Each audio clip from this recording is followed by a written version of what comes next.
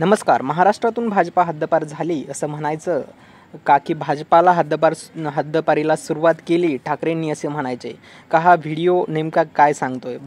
भारतीय जनता पार्टीच्या नेत्यांची झोप उडवणारी बातमी मित्रांनो. सभेतून नेमका काय संदेश दिलाय आणि लोक का पळताय सभेतून? भाजपच्या नेत्यांना सभा न होताच का निघून जावं लागतंय? बघूया व्हिडिओ शेवटपर्यंत. मित्रांनो, बातमी आहे लातूर शहरातून, ज्या ठिकाणी भाजपचे उमेदवार या ठिकाणी उभे आहेत शृंगारे.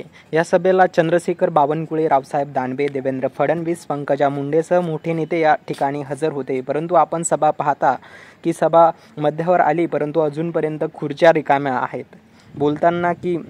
बोलतात की साखरपुड्याला देखील खुर्च्या रिकाम्या नसतात, साखरपुड्याला देखील माणसं यांच्यापेक्षा जास्त असतात. अशी ही भाजपची सभेची दयनीय अवस्था झाल्याचं चित्र आहे. सभागृहावरती व्यासपीठावरती मोठमोठे नेते आलेत, परंतु नेते लोकांना बघूनच संतापले आहेत आणि गर्दी का होत नाहीत? मित्रांनो, याचं कारण काय असेल?